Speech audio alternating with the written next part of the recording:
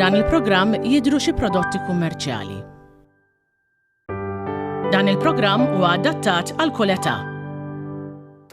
Minna ftit ieħor ser jibda prime time tal-lejla. Il-lejla waqt prime time ħanqabdu ħafna nostalġija tal-mużika rock ta' snin 70. Fil-fatt il-lejla ser nospita lil Raymond Buġejja, chairperson tal-Festival Mużika li għax żożitu meta bands bħal Led Zeppelin, Deep Purple, Ozzy Osbourne kienu mill-iktar in voga.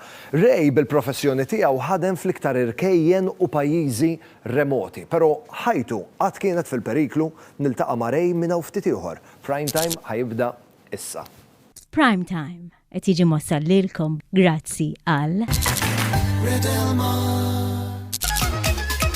This is the new Seat Arona at Continental Cars.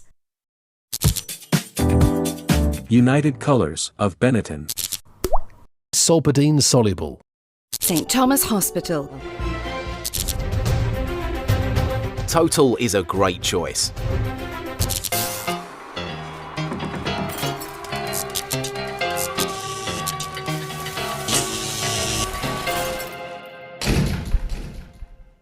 Nilqakom għall-aħħar prime time għal dan ix-xahar, l-aħħar prime time għax-xahar ta' Settembru, però mhuwiex l-aħħar prime time tal-ġimgħa. Għax kif tafu tajjeb għal dan l-istaġun prime time ser jibda jkun magħkom mit-tnejn sal-ħadd, mit-tnejn sal-ġimgħa wara l-aħbarijiet tas-7:30, però mbagħad issibtu l-ħadd biex nilagħbu kontra 30 sekonda ser nibdew nkunu magħkom qabel l-aħbarijiet tas-7:30. Jekk għadek ma rreġistrajtx il-parteċipazzjoni tiegħek għal kontra 30 sekonda, ibgħat SMS issa bid-dettalji tiegħek fuq in-numru 50612100. Bdejna nilagħbu nhar it-tnejn kontra 30 sekonda, regoli għadhom l-istess, bdejna b'jackpot ta' 100 euro u ma' kull telefonata, ma' kull għażla ta' set ta' domandi dak il-jackpot qiegħed jitla' jew inkella jinżel. Min jaf ser jiġri dan il-weekend. Il-lejla biex żgur nidħlu fil-muża tal-weekend, ħansimgħu ħafna rakkonti nostalġiċi tal-mużika rock ta' snin 70. Flimkien ma' chairperson tal-Festival Mużika Raymond Buġejja. Is-sera tat-tajba, Ray. Grazzi tal-li il-għajtni għawek. Tajja. Grazzi tal-li ċettajt l-istedina, tista' takkomoda ruħek. Isma' Ray, żgur li mal-ewwel noti ta' dik id-diska. Immigrant Song, Led Zeppelin, li toħodni lura fil-dak li kien l-esplużjoni ta' dik li kienu Led Zeppelin dak iż-żmien. Ray, l-ewwel kunċert li qatt mort ta' ħajtek kien tal-Led Zeppelin. Iva. Kemm kontx rajtu l-biljett tiftakar? Jekk mhix ser żball kien 2 pounds u 10 shillings. 2 pounds 10 shillings. Ray, ħanidħlu fid-dettalji ta' dan minn hawn ftit ieħor, ħanoħodlok id-dettalji, ħanirreġistrak, tradizzjoni ta' prime time. Isem ikun jom? Raymond Buġejja. Raymond Buġejja. Data ta' twelid? 2 ta' Settembru tal-1954. Mela ċelebrajt fil-bidu ta' daxxar, happy belated. Happy belated u nkomplu bizmin. Nimmaturaw, għax aħna bħall-imbit, Ray. Nimmaturaw. X'taħseb? Iva. Fejn inti mwieret, Ray? Jina mwieret Birkirkara. Birkirkara, residenti? Residenti il-Birgu. Birgu, professjoni, Ray? Professjoni. Għawek poġġini daċe f'diffikultà. Il-professjoni tiegħi tradizzjonali u dak li jina kwalifikat għalih huwa petroleum engineer. Pero minna ħal-oħra, jina wkoll kaptan tal-bahar u nallem il-kaptani sa 200 tonnellata u wkoll għandi l-parti tal-mużika fejn norganizza xi ħaġa bħal-mużika. Ġifieri bħala professjoni għażel inti. Ikkolorita ħafna, però kull sezzjoni tal-professjoni hija interessanti. Ray, il-professjoni ħadetek f'kull rokna tad-dinja. Iva. Minn żożitek bdejt istudja l-Ingilterra. Kemm kellek żmien meta mort l-Ingilterra? Meta mort l-Ingilterra l-ewwel darba kelli 3 snin. Ta' 3 snin. Il-mama u l-papa, dak iż-żmien il-papa kien qiegħed jistudja l-Università l-Ingilterra u peress li kien miżżewweġ u kellu lidi ħadni miegħu hemmhekk. U bdejt imur l-iskola l-Ingilterra x'kelli 3 snin. U l-mama, il-papa kien qiegħed jistudja l-Università, il-mama kienet qed taħdem bħala teacher l-Ingilterra. Allura ma kien hemm ħadd id-dar midu, sewi. Ray, la darba bdejt tfarfar komplejt l-istudji tiegħek l-Ingilterra. Mbagħad għal xi żmien ġejt Malta, u mbagħad għal xi żmien ġejt mort l-Ingilterra. Ray, kif tiddeskrivi l-Ingilterra ta' żożitek? Kif kienet? L-Ingilterra ta' żożiti kienet xi ħaġa kompletament differenti tal-lum. ma kienx daqshekk multirazzjali. Għalkemm l-Ingilterra dejjem kienet multirazzjali, però mhux daqs illum. U għalkemm kienet Ingilterra multirazzjali, kienet ukoll ħafna Ingilterra Ingliża. Illa għaliex ir-Razzets illi kienu jagħmlu dik li kienet Londra ta' dak iż-żmien jew Manchester ta' dak iż-żmien, kienu biex ngħidlek isiru daqsxejn Ingliżi anke huma. U mhux li kienu qed iġibu it-tradizzjoni ta' pajjiżhom id-dar l-Ingilterra. Mużikalment. Mużikalment kienet l-isplużjoni tal-mużika. Min jaf kif kont f'ġenna tal-art, int li tant int appassjonat tar-rock, dak iż-żmien l-Ingilterra ovvjament. Dak iż-żmien l-Ingilterra kienet dik lu anke l-Amerikani jsejħu the British Invasion. Għaliex anke il-mużika Amerikana minn fejn ħarġet tant mużika sabiħa, ġiet ħanajdu hekk intfiet ħdejn il-mużika Ingliża. Semmejna l-ewwel kollox Owen, u kirid nagħmel daqsxejn ta' kumment illi oriġinat mill-Amerika. Li mbagħad eventwalment evolvit. Oriġinat mill-Amerika, evolvit l-Ingilterra u reġgħet lura l-Amerika. Lejn l-Amerika. Il għaliex il-mużika Ingliża ta' dak iż-żmien hija bbażata ħafna fuq il-blues. Illi l-Amerika kienet ikkonsidrata daqsxejn il-mużika tas-Suwed. U ma kienx mainstream. Waqt li xorbuha l-Ingliżi, adattawha u reġgħu esportawha allura lejn l-Amerika. Rej, semmejna l-ewwel kunċert li mort tal-Led Zeppelin, però hemm xi band jew artist li vera tammira u jiddispjaċik li qatt ma rnexxilek tarhom. Mistoqsija posta u jista' jkun hemm risposta waħda biss. Isem li jismu The Beatles. Qatt ma rnexxilek tarhom. Qatt ma rnexxina rom, sfortunatament il-Beatles kienu qabel żmieni, waqfu jagħmlu kunċerti fil-66, 67, u għal dak sar wieħed biss li b'kombinazzjoni sar, għax ma kellu qatt isir, illi kien il-famuż rooftop concert fil-1969. Wieħed mill-iktar ikoniċi tagħhom. Ikoniċi, u waqfu l-traffiku ta' Londra kollha. Dak iġveri, l-istorja hija vera, Rej, li ma kienx organizzat. Ma kienx organizzat, daw kienu qed jirrekordjaw fl-studios, xi ħadd qal l-air conditioning mhux qed jaħdem sewwa, għallu għax ma jitilgħux fuq il-bejt. U telgħu fuq il-bejt ikomplu recording fuq il-bejt. Dam għaddej dak il-kunċert tal-Beatles, Rej. Fil-fatt dam Owen ħafna aktar milli jirrealizzaw in-nies. Għaliex l-ewwel nett għadda xi żmien qabel in-nies fit-triq bdew jirrealizzaw li dik il-mużika kienet ġejja live minn fuq bejt ta' dar illi ħafna minn nies ma kinux jafu li kien ir-recording studios tal-Beatles. Il-traffiku ta' Londra was probabbli. Bdew jirrealizzaw x'qed jiġri. Kulħadd jieqaf iħares il-fuq u jaraw biċċalem u biċċalaw tal-Beatles. Beda nġema traffiku. Ma ninsawx li dak iż-żmien il-Beatles kienu l-ikbar ħaġa fil-mużika. Il-non plus ultra. Waħda beda jieqaf il-traffiku u bdew jimbenaw il-traffic jams. Hemmhekk probabbilment il-pulizija ddeċidew li jagħmlu xi ħaġa. Imma ngħidwa kif inhi. Il-povru pulizzjottu illi kellu jitla fuq il-bejt biex jipprova jwaqqafhom. Min jaf x'ħass. Immaġina, miskin, dak li jsejħulu il-Bobby tal-beat waqaf u jidħol u jgħid lill-Beatles tridu tifqu id-doqqu. Party pooper ta' veru. Eżatt.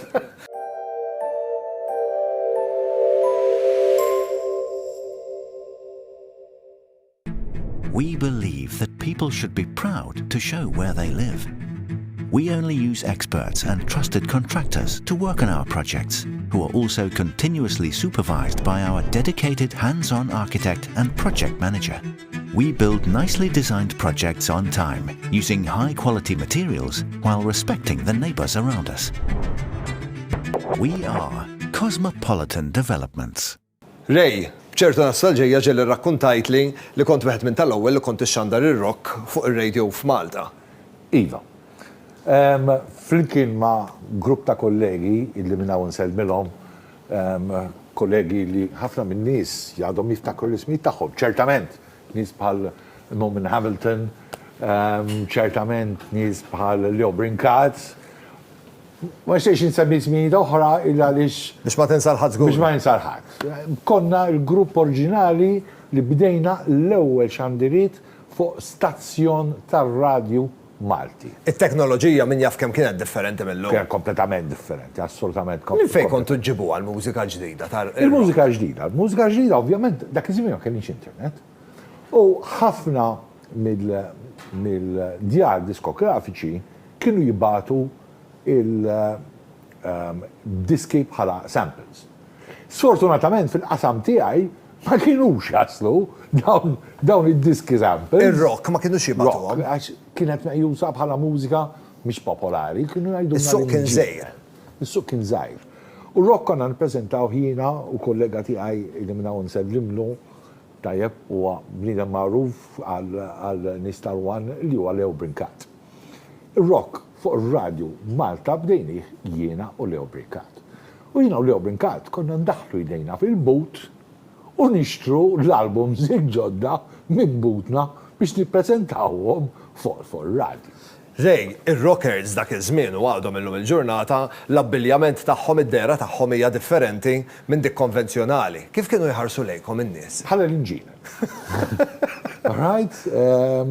Għalkemm wanka fid-dera forsi jiena u Leo ma konniex daqshekk differenti minn ħaddieħor għalkemm kien ikollna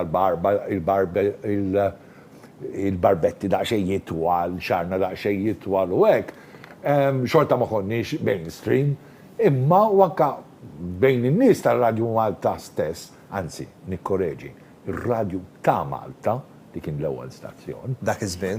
Dak iż-żmien. Kienu jirreferu dawk l-inġinen tal-mużika tal-inġinen. Rej, illum il-ġurnata r-rwol tiegħek fil-Festival Mużika u mhux biss ilaqqek ma' ħafna mużiċisti żgħażagħ ma' ħafna artisti Maltin fil-mużika, hekk kif tiddeskrivi il-mużika Maltija l-ġenerazzjoni l-ġdida hekk fl-opinjoni tiegħek? Eċitanti ħafna. Eċitanti ħafna għax qed nara mużiċisti żgħażagħ verament professjonali, qed nara żgħażagħ li huma interessati f'kull ġeneru ta' mużika u li jiktbu mużika bil-Malti li hija ta' kull ġeneru. Mhix xi ħaġa ġifieri li nafuha li fl-aħħar finali tal-festival ippreżentajna rap bil-Malti.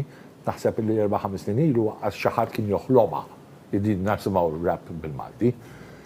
Eċitanti ħafna qed nara ħafna kompożituri bravi immens, qed nara mużiċisti bravi immens, qed nara nies li jiddirġu l-orkestra, bravi, verament bravi.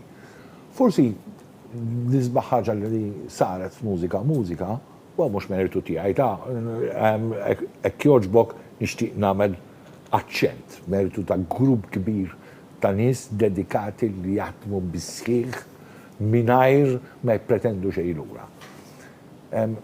Il-kobor ta' mużika kien li waħda tajnjom il-ħin, 2 tajnjom il-park, 3 tajnjom l-orkestra u għadnilhom għandkom l-odda issa uruna xtafu. U għedin verament juruna xtafu.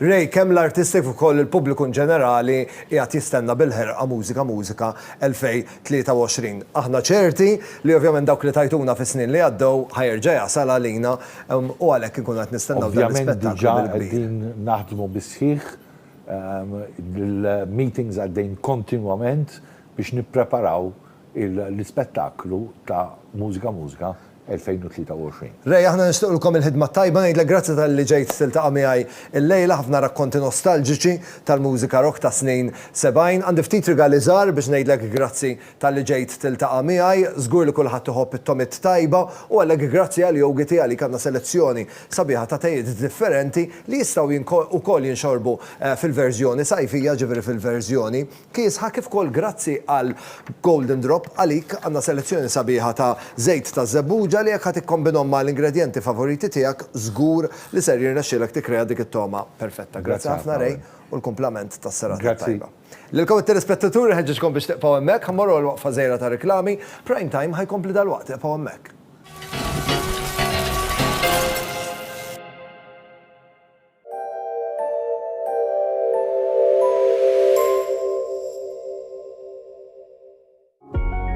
kreati b'mod speċjali għal ġisem maskili u komdi sabiex jintużaw kuljum. Il-Molika Premium Men's Pants, kreati biex ma jinħassux u ma jagħtux fil-għajn. Joffru protezzjoni fejn l-aktar li għandhom bżonn l-irġiel u bil-lasktu sabiex jalqu mal-kuxtejn. Issibhom ukoll fil-forma ta' pouches u V-shaped pads. Il-Molika Premium Men's Pants jinxtraw biss minant l-ispiżjar. Itlob kampjun b'xejn mill-ispiżerija biex tippruvhom. We believe that people should be proud to show where they live. We only use experts and trusted contractors to work on our projects, who are also continuously supervised by our dedicated hands-on architect and project manager. We build nicely designed projects on time, using high-quality materials while respecting the neighbours around us. We are Cosmopolitan Developments.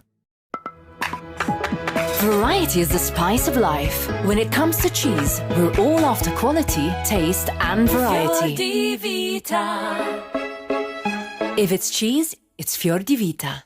L-uġieħ, dak li jibda bil-mod, jippersisti u jsir diffiċli għalik li tikkonċentra u tiċċaqlaq.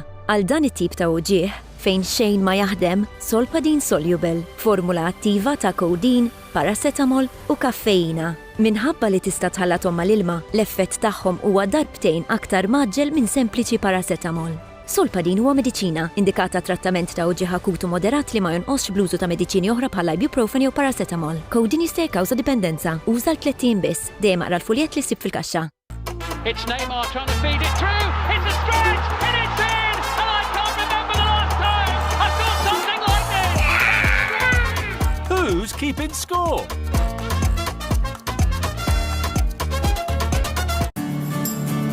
I see my dog's strength, his endurance. He is my motivation.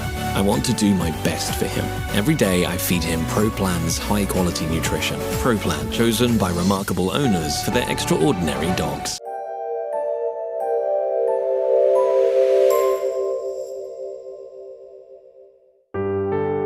F'dan il-programm qed jidhru xi prodotti kummerċjali.